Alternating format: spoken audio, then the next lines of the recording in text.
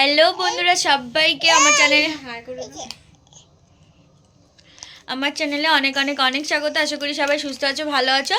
আমিও খুব খুব ভালো আছি। তো দেখো, বলে ভালো আছো?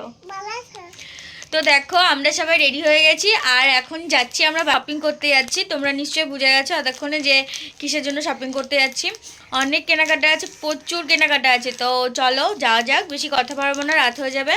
কী কী কিনি না কিনি সবটাই তোমাদের সাথে শেয়ার করব। তো চলো আপাতত বেরোনো যাক। তবে আমি, দিদি ভাই, মাম্মাম আর এদিকে দেখো মা আছে আর এই যে বোন আছে, সবাই মিলে যাচ্ছি। তো চলো যাওয়া যাক, তারপর তোমাদের সাথে পরে দেখাচ্ছ। জোরে বল, তোমরা যাবা?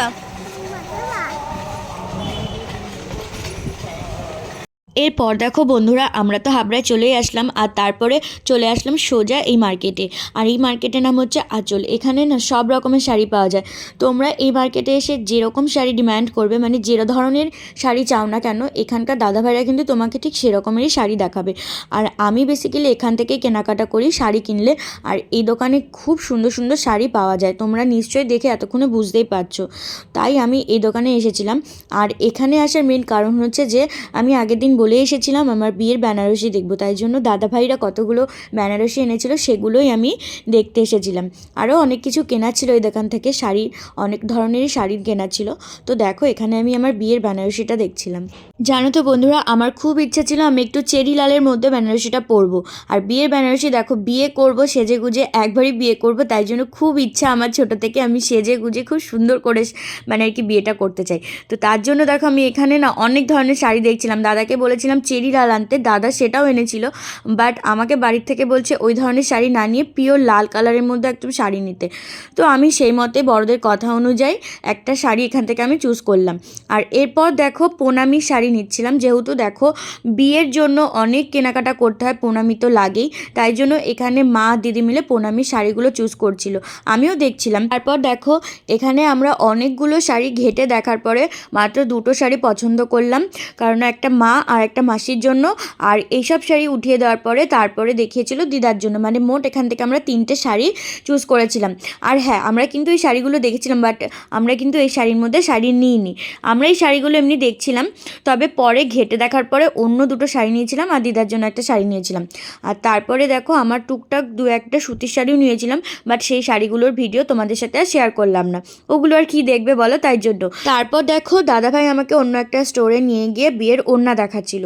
আর বিয়ের ওড়না যখন আমি দেখছিলাম না, প্রথমেই দাদাভাই আমাকে এই ওড়নাটা দেখিয়েছে। আমি আদার্স অন্য মানে কোনো ওড়নাই আর দেখিনি, আমার এটাই চোখে লেগে গেছে। আর এত ভালো লাগছিলো, আমি শাড়ির সাথে মানে উপরে ফেলে দেখলাম খুব সুন্দর যাবে, তাই জন্য আমি আর আদার্স কোনো ওড়নাই দেখিনি, এটাই নিয়েছি। আর তারপর দেখো এখানে না মার্কেটের মধ্যে পিকনিক হচ্ছিলো, অ্যাকচুয়ালি মার্কেটে সবাই মিলে পিকনিক করছিল, তাই জন্য আমি আর দেখো মাম্মাম একটু নাচ করছিলাম, গান বাজছিল বলে। খুবই মানে আনন্দ হচ্ছিল যে নিজের জন্য কিছু যদি শপিং করতে যাই তো আনন্দ হয়। আর এটা তো আরও বিয়ের কেনাকাটা, বলো কার না আনন্দ হবে। তো দেখো বেসিক্যালি বিয়ের 1 মাস আগে থেকে কেনাকাটা শুরু করা উচিত আমি মনে করি, যেহেতু প্রচুর শপিং করার থাকে। বাট দেখো আমাদের হাতে সময় ছিল না, দিদি আসবে আসবে বলে, তাই জন্য বিয়ের ঠিক 15 দিন আগে কেনাকাটা করা শুরু করলাম। আর কি করবো বলো, ঘরে এত তাড়াতাড়ি আগে জিনিস রাখবো, যেহেতু পৌষ মাস পড়ে গিয়েছিল, তাই জন্য সব নিয়মকানুন করাই ছিল অবশ্য আমার, যে পৌষ মাসে যদি কিছু কিনি কোনো কিছু হবে না, ঠাকুরমশাই সব যেরকম বলেছে সেই মত অনুযায়ী রিচুয়াল পালন করে তারপরে আমরা সব কিছু করেছি। তো দেখো আমরা আঁচল থেকে শপিং করলাম, প্রচুর শপিং করেছি, ব্যাগ দেখো কতগুলো হয়েছে। আর ওখান থেকে বেরিয়ে আবার চলে এসেছিলাম এই দাদাভাইয়ের দোকানে। আর এই দোকানটা কিন্তু খুব বড়, এখানে সব রকম জিনিস পাওয়া যায়। তো আমরা প্রথমেই এসে দেখো আমার যে বনু, ওই বনুর জন্য আমি এখানে ড্রেস দেখছিলাম। আমি বলতে আমরা সবাই আর কি বনুর জন্য প্রথমে ড্রেস দেখছিলাম, ওকে বলছিলাম দেখ কোনটা ভালো লাগে। তারপর ও অনেকগুলো ড্রেস ঘেটে দেখার পর ওর মনের মতো একটা ড্রেস ও পছন্দ করলো, আর খুব খুশিও হয়েছিল ও। এই যে মামাম সেলফি। রাগ করেছো? তুমি কি রাগ করেছো? কথা বলবে না? আইসক্রিম খাবা?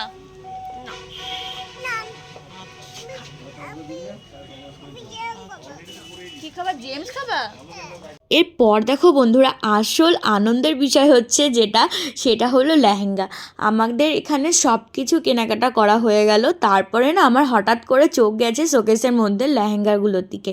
আর আমি দাদাভাইকে বললাম, দাদাভাই একটা লেহেঙ্গা কি বার করা যাবে? দাদাভাই আমার কথা মানে কী বলবো, আমি বলতে পারিনি, বলাটা শেষ করতে পারিনি, অমনি লেহেঙ্গা খুলে আমাকে দেখাতে শুরু করেছে। পুরো লেহেঙ্গাগুলো ছড়িয়ে একদম মেলে দেখাচ্ছিলো দেখো।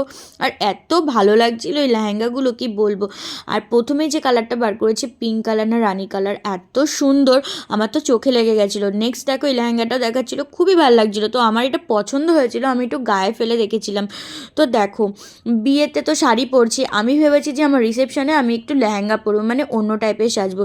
তাই জন্য আমি লেহেঙ্গায় খুঁজছিলাম। আর এখানে না লেহেঙ্গাগুলো সত্যিই সুন্দর ছিল, খুবই সুন্দর ছিল। তো আমি সেদিনকে লেহেঙ্গা নিয়ে নিই, আমি বাড়িতে যাই, বাড়িতে গিয়ে মায়ের সাথে আগে কথা বলেছিলাম, তারপরে আমি একটা ডিসিশান নিয়েছিলাম। যেহেতু দেখো এটা আমার বাড়ির তরফ থেকে কেনাকাটা করা শুরু করেছিলাম, তাই জন্য আমি আগের থেকে লেহেঙ্গা নিয়ে নিই, কারণ এটা আমার রিসেপশনের জন্য, তাই জন্য। তো দেখো এখানে সবকটা লেহেঙ্গা আমাকে গায়ে ফেলে ফেলে এভাবে দেখাচ্ছিলো, আমার তো খুবই ভালো লাগছিলো। একটা স্কাই কালার দেখিয়েছিলো, ইয়েলো কালার দেখেছিলো, খুবই ভালো লাগছিলো। আমি তো পুরো স্যাটিসফাই হয়েছিলাম একদম, যে এত সুন্দর, তাহলে আমাকে আর অন্য কোথাও কেনাকাটা করতে যেতে হবে না। আমি জানি না যে এই দোকানে লেহেঙ্গা পাওয়া যায়, আমি মানে জানতাম জাস্ট এরকম ড্রেসপত্র পাওয়া যায় আর কি, এই যা। তো যাই হোক দেখো এখান থেকে কেনাকাটা করা শেষ করলাম, আর আমি লেহেঙ্গাগুলোও দেখে গেলাম। আর যদি আমার এখান থেকে ভালো লাগে তাই আমি বলে গেছিলাম, তো সেই মতো আমি এখানে লেহেঙ্গা আমি অর্ডার করেও দিয়ে এসেছিলাম পরে তোমাদের দাদাভাইয়ের সাথে গিয়ে। তো ওখানে দেখো কাজ শেষ করে আবার চলে আসলাম আমরা পুরো স্টেশন রোডের এখানে পাঞ্জাবি মহলে। এখানে এসেছিলাম মানে জিজুর জন্য আর কি পাঞ্জাবি নেব বলে।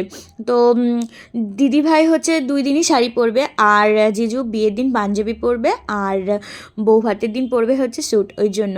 তো দেখো ওখান থেকে কমপ্লিট করে আবার মাকে নিয়ে আরও একটা আমরা শপে চলে আসলাম। এখানে হচ্ছে মা সোয়েটারের জন্য এসেছিলাম, এখানে খুব সুন্দর সুন্দর সোয়েটার পাওয়া যায়। দাদাভাই সেরকম দেখো সোয়েটার দেখাচ্ছিল।